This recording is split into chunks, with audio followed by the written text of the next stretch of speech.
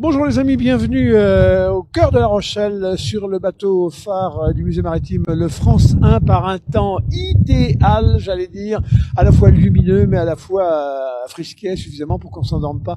On va compter aujourd'hui la grande histoire du rapport de La Rochelle à la mer, en particulier à la pêche, puisque si depuis l'an 1000 à peu près La Rochelle vit de la mer, commerce, poissons, expéditions scientifiques, etc.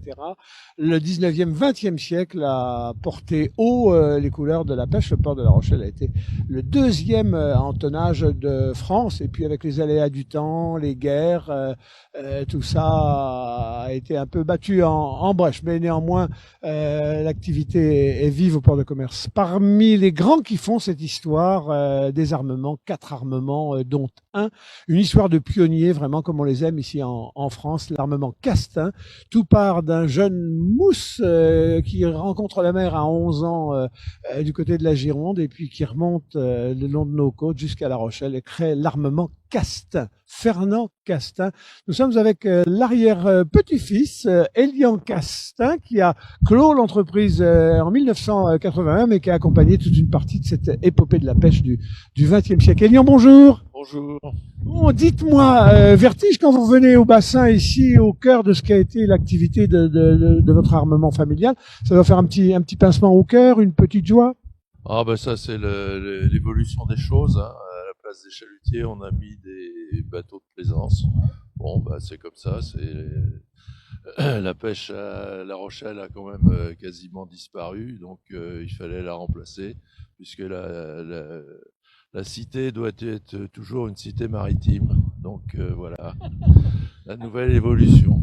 Alors, comme souvent pour accompagner des révolutions, il faut des héros. Parmi les héros, souvent, c'est des gens de rien, des petites gens. Arrive un Fernand Castin. Qui est Fernand Castin? Où est-ce qu'il naît? Dans quel milieu? C'était des pêcheurs? C'était une famille nombreuse? Mon arrière-grand-père est né donc à Gujan-Mestras, Gironde, alors, voisin? sur le bassin d'Arcachon. Et son père, d'après ce que je sais, était marinier, c'est-à-dire qu'il était pêcheur dans le bassin. Et peut-être que de temps en temps il sortait pour pêcher, mais il était nommé marinier. Et donc lui, il avait une dizaine de frères et sœurs, je pense, parce qu'il n'en parlait jamais. Alors je sais pas pourquoi. Famille très modeste, les temps étaient durs, la vie était dure. Ah certainement, c'était la vie de l'époque, hein. Donc il s'est engagé à 11 ans comme mousse. Et puis il a progressé petit à petit. Et donc il est parti à Royan. Quand il a été patron de pêche, il est allé patronner des bateaux à Royan. Et ensuite, il est venu s'installer à La Rochelle. Il est commandant de son premier bateau. Il a 24 ans, je crois. C'était un bateau à vapeur? Je sais pas, non, ça devait être un bateau avec un petit moteur. À l'époque, il y avait aussi des bateaux avec des moteurs, ça commençait. Donc, il devait à 24 ans, oui, c'est ça. Qu'est-ce qui fait qu'à un moment, il se retrouve patron d'un armement, il est dans la finance, etc. Comment on peut passer de mousse à tout à coup orfèvre dans l'art, dans l'art économique aussi en même temps, parce que c'est pas tout est un bosseur sur le terrain, transformer tout ça en une chaîne de lieux de production? Eh bien, c'est que en fait, donc il s'est installé à La Rochelle et il a monté une coopérative avec d'autres personnes comme lui. Et cette coopérative s'est ensuite transformée en société anonyme et a progressé parce que à l'époque la pêche se portait très bien. Il y avait du poisson à revendre dans le golfe de Gascogne, donc il suffisait de sortir et puis on remplissait son bateau.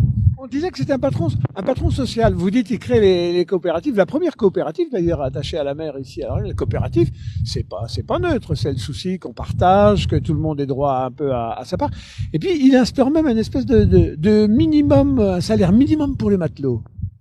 Oui, je pense que c'est à la suite. Il y a eu des grandes grèves en 1920 ou 22 où tous les bateaux étaient rentrés au port et le marin s'était mis en grève. Et donc, je pense que c'est à cette époque qu'il a eu l'idée de leur proposer un minimum garanti. Et ce minimum garanti a perduré jusqu'à la fin de la pêche industrielle à La Rochelle. L'Armand Castin-Elian, il a eu jusqu'à combien de bateaux au meilleur moment? Oh, je pense qu'il a eu 17-18 bateaux, comme les autres, les deux gros armements de La Rochelle, qui étaient la Maison d'Al et puis la RPV, qui était la famille Menu. Alors, on est dans les grandes époques de progrès, là, le 19e, début 20e, l'acier, le charbon, du coup on adapte les formes de pêche, elles sont de plus en plus efficaces et à la fois prédatrices. Il accompagne, il sent même avant son temps le progrès. Il a été un des premiers à acheter à un moment, je crois, le plus gros chalutier à vapeur de France. Oui, mais enfin ça, bon, c'est une autre histoire. Mais donc, vous parliez des chalutiers à vapeur, effectivement, des techniques de pêche.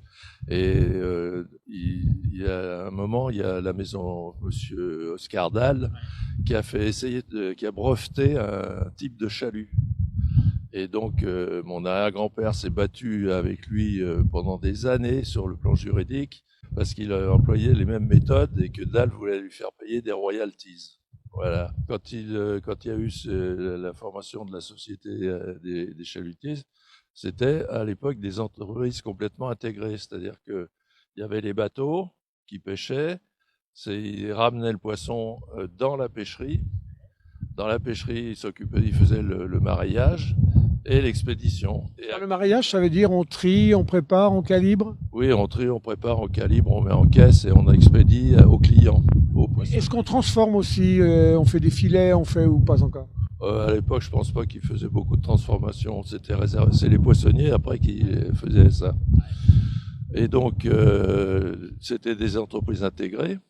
C'est-à-dire que non seulement ils traitaient le poisson de A à Z, puisque même, je pense que la pêcherie Dahl avait des poissonneries, mais il y avait l'usine de production de glace, l'atelier de réparation, la menuiserie, la chaudronnerie, il y avait tout, c'était des entreprises complètement intégrées. Les armements, c'est ça. On a intégré tous ces métiers dans des structures. Ça a pu faire combien de salariés au maximum chez vous quand on additionné tout? Alors là, c'est... Vous étiez trop petit, vous? Moi, je me souviens pas de cette époque. Hein. Ça, c'est la grande époque entre les deux guerres. Et vous avez été gamin dans les jambes du grand-père à traîner un petit peu sur l'Encan qui est à côté, qui a toujours fière allure. Vous avez des souvenirs, vous, de ça? Quand j'étais jeune, mon grand-père, mon arrière-grand-père m'emmenait avec lui faire le tour des quais le dimanche, et parce qu'il y avait une station radio et qui recevait tous les messages des bateaux. Donc il passait à la station radio, à récolter les messages, et puis après on allait se promener sur les quais. Voilà. Pendant l'activité poisson elle-même, j'ai pas de souvenir quand j'étais vraiment gamin. Ouais. L'arrière-grand-père, il laisse le souvenir aussi d'un gars à la dure qui allait un peu au-devant des périls en mer pour essayer d'aider un peu. Là, il y a un épisode du côté de l'île de Ré, je crois. Un bateau qu'il est allé, c'est un catma qu'il est allé secourir. Oui, mais ça c'est une autre histoire encore, parce que allez-y. Non, mais il a eu 2 sauvetages à son actif. Un sauvetage quand il était à Royan, là j'ai pas les détails, et il est allé sauver tout l'équipage du catma Gers de la maison Borde, qui c'était en février 1905. Qui arrivait du Chili et par un temps de chien. Et donc, ils ont fait une erreur de navigation et ils se sont fichus à la côte en face de Harsenré, parce qu'ils avaient pris le phare de Chamchardon pour le phare de Chassiron. Donc, ils sont arrivés plein pot sur les rochers avec un temps de chien. Comme il n'y a pas beaucoup de fond, il y avait des vagues déferlantes. Et donc tous les marins étaient réfugiés dans la mâture, parce qu'il était impossible d'être sur le pont. Il se trouve qu'à cause de cette tempête, mon arrière-grand-père avec son bateau était à l'abri à Sablanceau. Et donc il a su qu'il y avait ces gens qui étaient en péril, puisqu'on ne pouvait pas les sauver de la terre, ils étaient trop loin. Donc le lendemain matin, il y a eu une petite accalmie, donc avec son bateau, il a foncé à Ars, et il a récupéré 26 personnes. Et il a fait un trou dans sa coque. Et il est rentré à La Rochelle en pompant son bateau et tout. Enfin, c'est toute une épopée qui est décrite par le capitaine Lacroix dans ses ouvrages. Il y a d'autres faits d'ailleurs qui lui ont valu au final la Légion d'honneur. On se prend de guerre. Les guerres, c'est pas bon. Ça bombarde, on y perd la flotte. Ça coup dur pour le Castin et pour la pêche rosselaise. 14 d'une part, 39-45 d'autre part. Bah, c'est-à-dire les bateaux ont été réquisitionnés parce que les chalutiers font d'excellents dragueurs de mines, par exemple, et puis des petites corvettes, enfin je sais pas comment on appelle ça exactement, avec un canon, une pétoire à l'avant. Et donc il y a un des bateaux, justement, le Nord-Caper, qui a pris à l'assaut une goélette turque pendant la guerre de 14. Voilà, et qui a eu la croix de guerre. Autre coup dur, c'est les coups durs économiques. 1973, c'est comment dirais-je, oui, 73-64. L'augmentation du prix du prix du pétrole, la crise pétrolière, voilà, c'est ça qui fait qu'à un moment, alors là, vous faites une économie, vous basez sur des recettes, des dépenses, si les dépenses sont plus que les recettes. Et en plus, les fonds, c'est très bien, avec le progrès, on les a raclés, sauf que les fonds donnent plus. Donc, l'essence est plus chère, il y a moins de poissons dans les fonds, le personnel vieillit, les 30 glorieuses s'achèvent, les gars étaient vaillants au début, et puis sur la fin, ils sont un peu moins vaillants. L'addition de tout ça, ça fait du déclin. Oui, bah, c'est-à-dire que les lieux de pêche de La Rochelle, qui est au fond du golfe, c'était le golfe de Gascogne et les côtes d'Espagne. Oui. Donc, à force de racler les fonds, le poisson a un peu diminué, disparu, et puis donc la pêche a décliné. Et à partir de là, et pourtant on pousse le port à sortir d'ici. Ici, dans le vieux port, ce qui était un handicap, c'était qu'il y avait que 2 heures par jour entre les marées où on pouvait manœuvrer, quoi. Tandis qu'avec le nouveau, on dit ça sera 24-24. Enfin, ça, c'est un argument, parce que ça gênait, tout le monde était au courant et ça gênait pas grand monde d'attendre la marée haute pour sortir. Dites, sans les Bretons, on aurait pu faire La Rochelle, parce qu'à un moment, il y avait tellement de succès à la pêche, là, que ça venait de partout, du Pays Basque et de la Bretagne. Vraiment, sans ces apports-là, on aurait eu du mal. Ah bah, il n'y a jamais eu de marin à La Rochelle. Ou très rare. C'était tous des Bretons il y a qu'à regarder tous les rôles et puis les noms ici. Par exemple, au pied de la tour de la Chaîne, il y a le quartier grec, qu'on appelle grec. C'est pas parce que c'était des Hellènes qui étaient là, c'est parce que c'était des gens de Croix. Et donc, ils s'étaient tous rassemblés dans ce quartier. Voilà, c'est l'encante ici tout au long qui a été préservé, qui reste un lieu de mémoire pour la pêche. Je vous propose qu'on descende dans quelques instants sur une des salles. Là, on va se retrouver devant les bateaux, une partie de votre flotte. Alors là, séquence émotion. Là, vous allez revoir vos bateaux, dont l'armement était fier. Une petite émotion, c'est toujours une petite émotion, mais enfin bon, ça fait plusieurs fois que je la vois, donc on va voir. Alors, allons-y. Allez, séquence émotion. On va voir si je vais verser ma larme. Allez, on fait un petit saut. Attention, on se téléporte. 5, 4, 3, 2, 1. Top! Et hop, les amis, voilà, nous voilà redescendus, j'allais dire sur terre, les pieds sur terre, à l'intérieur du musée maritime, dans cette grande salle consacrée à la pêche, la grande pêche, les grandes heures de la pêche à La Rochelle. Et on évoquait la mémoire de Fernand Castin. Ben, il est là, Fernand Castin. Il compte parmi les 4 grands armateurs qui font les belles heures de la pêche industrielle rochelaise. Alors, on est là parce que tout simplement, ici, on a les images des bateaux Elian. Et alors, il y en a un, c'est pas piqué des hannetons. D'abord, il est très beau. Il s'appelle le Tadorne. Et c'est un bateau qui a appartenu à votre famille, à votre armement, à l'armement Castin. Qu'est-ce qu'on peut dire sur le Tadorne ? Oh ben, il a eu une carrière assez mouvementée, oui. Puisqu'il a commencé sa carrière à Boulogne et il est venu ensuite. C'est un bateau début du siècle, 1900, 1910 oui, avant la Première Guerre mondiale. Ouais. Et donc, il est revenu à La Rochelle pour faire de la pêche. Je pense qu'il allait pêcher en Mauritanie. Ah oui. À l'époque, oui. Avant la Deuxième Guerre mondiale. Et donc, c'était des bateaux qui étaient chauffés au charbon, puisque c'était des bateaux à vapeur. Ah bah oui, les chalutiers ont des fins de carrière très différentes, ça dépend lesquelles. Et il y suit quand même la Deuxième Guerre mondiale, ici dans le port de La Rochelle, où il paraît qu'il a été sauvagement mitraillé. C'est un des bateaux qui a été le plus mitraillé. Enfin, si je vois là, Jean Juge, là, il sera durement mitraillé. Vous l'avez eu jusqu'en 47, 48. Alors, il y a un truc quand même sympa qui était indiqué. Enfin, sympa. Il a fini sa carrière, son dernier voyage, c'est en 48, en transportant des colons en Israël. Dites, tout ça derrière l'histoire du poisson, il y a de belles histoires. D'abord, j'attire l'attention sur la cheminée, elle est noire, c'est parce que vous n'avez pas fini de la peindre? Ah non, au contraire, elle a été peinte en noir, parce que c'était la marque de l'armement. Je sais pas, il avait trouvé, mon arrière-grand-père avait trouvé ça, une cheminée noire. C'est parce que, comme ça charbonnait beaucoup, ça évitait de repeindre. Faire le ménage. Alors, si on revient sur ce bateau, pour bien comprendre que c'est très organisé à l'intérieur, il fallait bourrer le bateau de charbon parce qu'il fallait bien qu'il bouge, il fallait bourrer de glace parce qu'il fallait que le poisson soit tenu au frais, puis il fallait quoi mettre du poisson parce qu'il va quand même pêcher, il faut ramener le poisson.